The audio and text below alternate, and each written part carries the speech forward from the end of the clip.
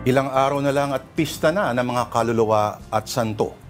Kasabay din ito mga party na nakakostume ka ng multo. Sa taong ito, ano kaya ang uso maliban sa K-pop demon hunter ng mga demonyo? Ano, mga maskara ni Zaldico? O ang lungkot ni Mark Arevalo? Presidente ng Senado o kontratista sa Kongreso? Forbes Park na basurero o dating ombudsman na masikreto? O Marcoleta at Reyes at ang mga objects sa kanilang mga ulo? Ano man ang piliin mo, katakot ang lahat ng ito. Truly, Halloween is a season of fright. Mapapasigaw ka sa Afternoon Delight. Bulaklak sa Dangwa. Lechon sa La Loma. Picnic sa Loyola. Now showing sa cinema, horror, hindi drama. At sa gitna ng lahat ng ito, ang tanong, si Jose Marichan, nasa na? Panahon na para magmuni-muni sa meaning ng life. Lahat buhay dito sa Afternoon Delight. Milyar ka, Denise Tan. Ako naman si Lord de Vera. At anong SALN? Ano ba yan?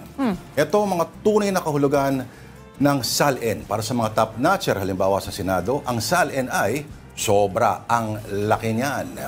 Sa mga 18 million pesos lang daw ang ari-arian, ang SALN ay silly and little number. Or sa mga ayaw pa rin magbigay, ang SALN ay sus, ang labo nyo.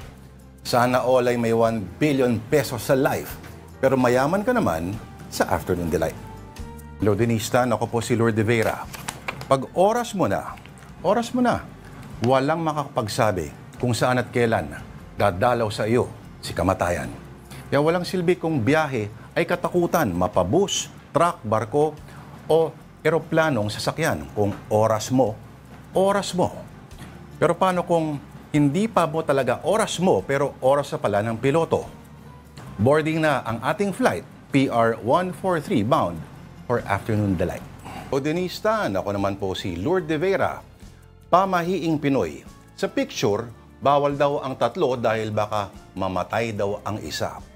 Sa relasyon naman, bawal ang tatlo dahil baka mapatay ko yung isa. Ang buhay parang traffic sa expressway. Minsan heavy, minsan light.